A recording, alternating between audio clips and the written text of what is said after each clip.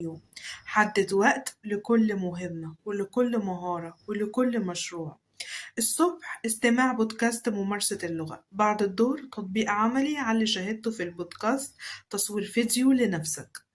المهم إنك تلتزم بوقت محدد لكل مهمة.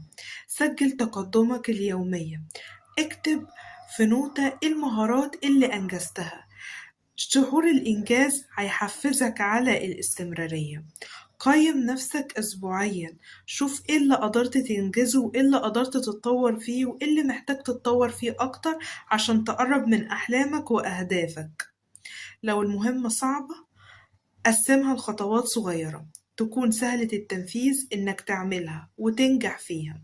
احتفل بإنجازاتك الصغيرة، كل خطوة صغيرة بتكملها كافئ نفسك. ده هيحفزك على الاستمرارية وهيحسسك بالتقدم والإنجاز في حياتك. ركز على تنفيذ المهام العملية والخطوات الصغيرة اللي بتعملها كل يوم.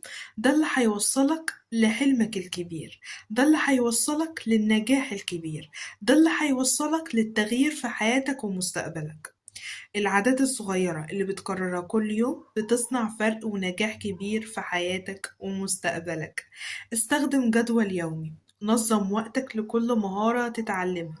حدد وقت محدد لكل مهارة عايز تطور نفسك فيها. عايز تطور الإنجليش، حدد ميعاد ثابت يوميا واستمر عليه. عايز تطور الإكسل، حدد ميعاد ثابت يوميا وطور نفسك فيه.